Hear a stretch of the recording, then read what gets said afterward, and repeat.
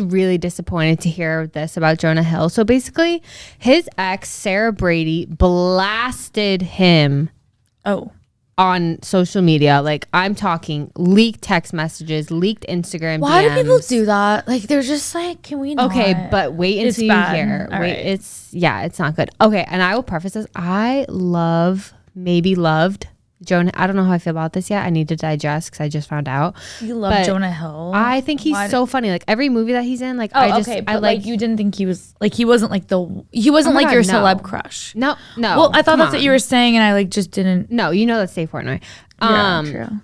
I just really like Jonah Hill in movies. I think he's a funny actor, whatever. Yeah. He's dating this girl, Sarah Brady, from 2021 to 2022. So quick-lived relationship, like about a year. Apparently that's an eternity in every other world, but celeb world. Yeah. On July 7th, Sarah began sharing a series of Instagram stories detailing Jonah's alleged emotionally abusive behavior by posting their DMs and texts. Wow. And she said, I'm sharing this publicly now because keeping it to myself was causing more damage to my mental health than sharing it could ever do. But like sharing it to the world. This like, is you a can't warning. share it with like your therapist. I'm sorry, that's mean. I do think that.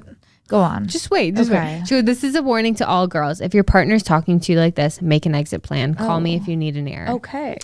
And so basically, I have no idea who she is.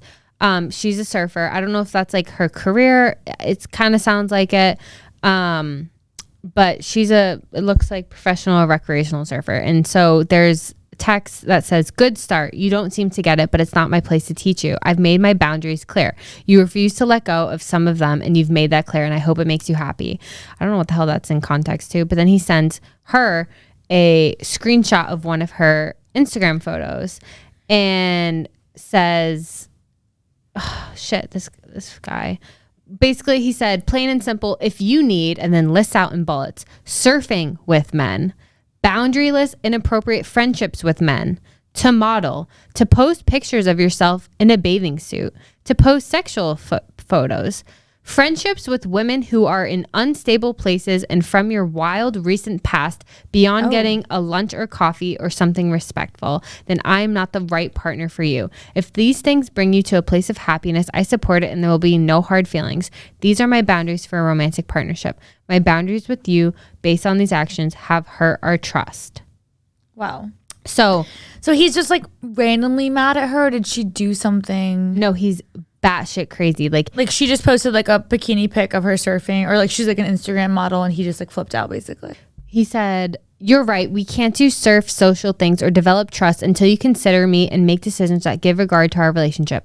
I have been vulnerable as possible, and I'm telling you, I'm needing you to step up to the plate, which you can, I'm sure of it. But these losers don't get your time if you want me. Straight up, it's consideration. I respect your love of surfing, but I respect myself as well. And your love of surfing and being in those situations and lack of awareness are not mutually exclusive. This is me. I have my own issues that I own. If you want marriage and family, you can't use the 25 card. Step up and cut shit. These people don't get your time or your kindness at the sacrifices of mine. Interesting. So it sounds like he's just super controlling and wants her to spend all of her time with him. Yeah, but like just the fact that she posts in a bathing suit, like I mean, the screenshots go on and on and on and on. And it's just like really sad to see. Like it just goes to show like you truly don't know someone. Yeah. It is sad.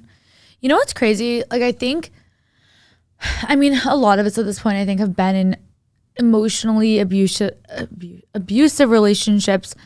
Obviously, there are different varying levels, and it can get more or less intense. And I think the sad part is it is hard to spot it in the beginning, and it does usually progress and develop.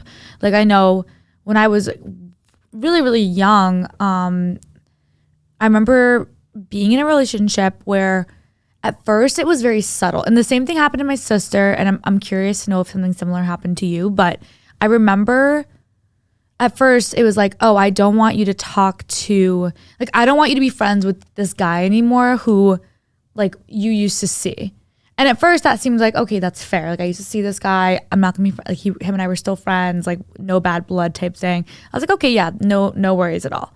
Cut off that relationship. And then it developed into, hey, I don't really want you to hang out with your guy friends anymore because I feel like they're a bad influence on you. And again, nothing bad was happening during this time. I said a group of friends, some of them were guys, and then he's like, I just feel uncomfortable by the thought of you having like a group of guy friends. Like, I don't really know them that well.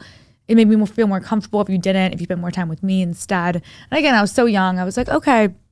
I mean, I probably put up a fight, but I was like understood, and he like found a way of making me feel like I was in the wrong, and like he's right. I really shouldn't be friends with other guys. And then it developed. And I remember by the end of it, I was in college, and it had progressed to the level where he no longer wanted me to hang out with my girlfriends because he thought that they were bad influences on me. And I remember, like, luckily by that point, I think I had grown up enough because we were in like a 3 to 4 year long relationship. But at that point, I had grown up enough and like kind of learned who I was enough to be like, no, this is getting super toxic because I've cut out like past people that like I like maybe kind of talked to, but like was friends with. I cut out all my guy friends, people from my childhood, people from like college that I was friends with. Now you're asking me to cut off like my friendships. And it like kept getting more and more like always, there was always a reason. It was like, well, you're this group of girlfriends, like they always want to go out and like have fun and they're a bad influence. You should stop talking to them. Oh, this group of girlfriends, you should stop talking to them with them because it doesn't seem like they like me. And if you really loved me as much as you said you did, like you'd stop talking to them. You shouldn't want that toxicity in your life. Like they're trying to take us down. They're jealous of you. You shouldn't be friends with them. And it's just crazy how it can develop so much because in the beginning, it might seem like an simple enough request. Like, oh, don't hang out with the opposite gender. Don't hang out with this guy that's flirting with you. It makes me uncomfortable. And that in and of itself is like, all right, that's fair. You want to be respectful in a relationship. But I think if you start to see them wanting more and more and more, getting more and more controlling, that's when it starts to get like, it's scary and it develops sometimes gradually, but it always does develop. And it's hard to see the signs. And a lot of times you might be in a relationship with someone that you're head over heels like in love with. By the time you realize that what's going on, and it's really hard to get out. And I think it wasn't until, like, I think I noticed it was a little toxic, but it wasn't until we were out of the relationship. And I was like, a few years later, I was dating Michael and he didn't do any of those things.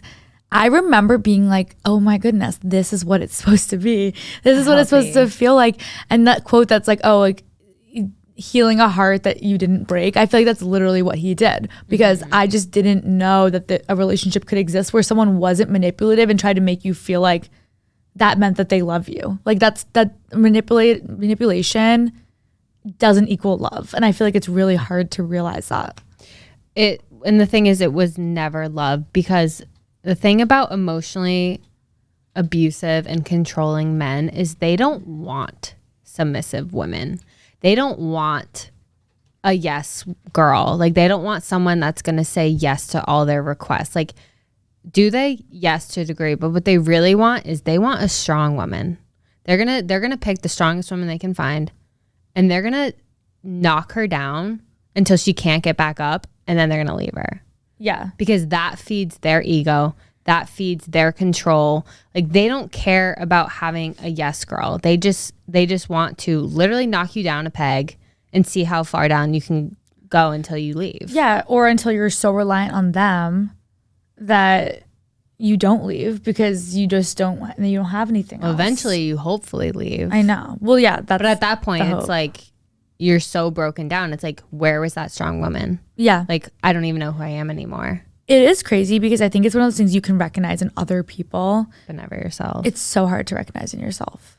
Like it's so hard. And it like comes from a place of that person is typically like insecure. They're trying to make you feel insecure. That way you won't leave them. And it just like turns into this whole just like toxic cycle. And it's really, really sad. And it does happen literally all the time. I think if you're in a relationship, and just like you said, they're trying to isolate you from everyone and everything, there's a reason for that. Yeah. Because they don't want people in your ear telling you like, oh, so-and-so is actually a piece of shit. Like, oh, you deserve better. Oh, like his behavior is not normal. They don't want any family or friends in your ear. Yeah. They want you to become reliant on them. I think that's a huge one. I think the isolation is always, in my mind, like probably the number one thing that I look for. Like, I'm sure she wouldn't mind me sharing it. My sister was in a relationship with someone like years and years ago who came in and like honestly pretty early on was like already trying to like isolate her from her friends, from like her guy friends, like, you know, kind of making her feel like her friends are losers, her friends are this, her guy friends are that. But then he started coming for like the family. He'd like say stuff about me, like try to get her away from like her family, her parents, things like that. And I think like I'm very, very thankful that Bianca is just one of those people where she was like, he'd be like, don't go to this, you know, don't go out with your friends, or don't go to this Red Sox game with your friends, or else I'll break up with you. And she was like, all right, well, I'm going to go. And that like drove him insane. Right. But I think that like, luckily she got out of that relationship, and I'm really thankful she did. But we've all been there, like, I think to a degree. And I think that there is an element of like, sometimes when you're growing up, a lot of people, I don't know what the reason is for it, but I think a lot of relationships are probably a lot more toxic in high school and college. And I think, not to make excuses for people, but I think that you do grow up. Like, I do think that the way I used to act in high school was definitely on a different level than I act today. Like, I'm a lot more like mature about my relationship. I think because some of that comes with getting older and having wisdom, and honestly just having way less energy to be mad all the time. But I think that like if you're noticing like patterns, you know, with the person that you're with at any age, like you should just get out of that relationship, because it's not going to put you in a good spot. I think another one I look out for is like if you're not happy like at all when you're not with them, like they make you feel like unless you're with them, you really shouldn't be happy. I feel like that's another one. Like I've seen friends or people in my life where it's almost like the sparkle has just been like sucked out of them. And when they're not with their significant other, they just like, they're not themselves. And I feel like that's a huge one, because ultimately as people, like we're supposed to be our own person. You're supposed to be with someone who compliments you, and they're another whole person that like complements each other well. You're supposed to be a part of each other's world, not your whole world. Exactly. Yeah. And I think that where the issue can start is if someone tries to make you feel like you are not complete without them. Like you are a piece, you are a half, like you're not a whole. And then you start to need to fill that person to be your whole. Like you are literally not a whole complete person without them. I feel like that's when it starts to get toxic, because at the end of the day, we're all humans, and like that person is gonna let you down at some point. And if they're literally a part of your being, like a part of who you are, it's really, really hard to like feel good about yourself and like who you are and like what you're doing. And ultimately, if you don't see the relationship working out, or if you want to focus on yourself, it's hard to do that when you don't feel like you're complete without this other person. Yeah. So I feel like you said, it takes two. And I think the biggest thing you can do is like, or at least I had to learn, was to try to really focus on like feeling complete with myself and not looking for my identity to be filled in another person. Like whenever you do that, I feel like that's an issue. Yeah. I also had a friend who, and I say had a friend because we're no longer friends because she's in such a unhealthy, toxic relationship. Yeah. I remember when I found out like just how bad it was bad. She wasn't allowed to work. He would make comments on her body, like things out of her control. And I think if a man is literally making comments about your body, whether or not it's like, oh, you've gained a little weight, or that's like, so I don't like, unacceptable, like something that they can't change, like whatever it is, that is not normal. I my mouth dropped when she told me that. I was like, but again, you're so right about that. Or making comments about other girls being attractive. Yeah. Even if it's like, so this is a big one. I think people are like, well, if I'm talking about some like Instagram model or a celebrity, it's not like I'm going to talk to them. It doesn't matter, because if you are saying things with the intention of making your partner feel insecure, that's where the issue stems from. Like even if the guy's like, oh, like I keep talking about how hot this Instagram model is, or oh, like I really like girls who look like this, but he's like, oh no, nothing's gonna happen, I'm just saying. But it's like he's saying that to get to you, because all of a sudden now you're insecure, being, well, I don't have this body, I don't have that hair, I don't look like this. And it's like that's a part of manipulation. You really shouldn't be talking that way, making comments about like either the body of the person you're dating or other people's bodies. You shouldn't be doing that, especially if you're doing it in a way to get to them. That's a big one. I read a quote that said, give a man some therapy, you'll heal him for a day. If you teach a man therapy words, you feed his manipulation for a lifetime. Oh, Wait. Isn't that interesting? Because then they know how to like play you. Wow. It's a dicey situation. That's honestly really scary. It is scary how people can be, what you said about like you never really know anyone. I feel like that's so accurate. But I do think that I mean, I don't know. It's hard to obviously give advice on a podcast when there's so many specific situations and I can only really speak to my experience and the people that I know. But I do think that if you are with someone and maybe something just feels, first off, we always say this, trust, like your nervous system will usually tell you if something's wrong. Like especially early on, if you're just feeling a little off, not comfortable, insecure around the person you're dating, that's usually a sign. Not everyone agrees with me on this, but the whole idea of like, don't marry the guy that gives you butterflies, I honestly stand by that.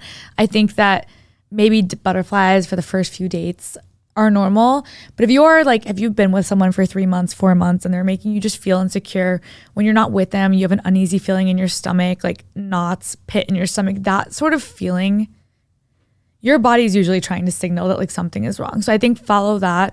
I think the other thing is, if you feel, I don't know, it's tough because a lot of the stuff people want to keep it to themselves. But if you do feel comfortable enough, I know one thing my sister did was she was very, very open with me. She knew I didn't judge her. Like she knew I didn't. But with her ex-boyfriend, she was like, hey, he said these like 4 things to me today. Is that normal? And I understand that not every girl's like my sister. Right. Like some people really keep it to themselves and they want to protect the people they're with, which totally understand. There's so many different dynamics that play into how you deal with relationships like this. But if, especially early on, if you have someone that you can confide in that, you know, isn't going to judge you, like Bianca knew that she could tell me this stuff and I wasn't going to be like, oh my God, what's wrong with it? Like I just tried to support her. She knew that about me. So she would sit me down and be like, all right, this seems a little weird. What do you think? And she was younger than me. So she was trying to navigate this stuff. If you can talk to someone you trust enough and they can give you an objective opinion, like I do think that that is very valuable, and like keep talking to them and keep the communication open. And like, I think no matter what, don't like, try not to like let yourself be isolated from friends and people that love and support you. Cause I think that's so important. On the flip side of that, if you have a loved one, family member, a friend who is going through something like this, I think it's really important to know that it's not personal and to not get frustrated with them. I know I have been guilty of like getting frustrated with a friend because I'm like, I've given her this advice 20 times, why wouldn't she listen to me? Like there's just so much more at play and it's easy to speak on someone else's situation when it's not your own. So I do think like being there to like support someone, not judge them and like listen is really, really important because you never really know what someone's going through, like behind closed doors. Yeah. And that's why I appreciate you when you were patient with me. Course. And I was going through it because I was like, you can tell a girl to leave, but she won't leave until she's ready. Yeah, I felt like you had to be ready. Like yeah. And we were like, it was like that whole summer. I honestly feel like that summer, as much as we went through some shit and it was literally the summer of the pandemic and it was bad in a lot of ways, I feel like we spent so much time together and we like got so close. And I feel like after months of us, we started the podcast. I feel like that gave you so much like confidence. You're like, all right, I have this podcast. Like we were out rollerblading. We're having so much fun with our friends. And I feel like you reached a point where you're like, hey, like I don't need this anymore. Like I feel comfortable to walk away. And I remember I was like, that was such a good moment.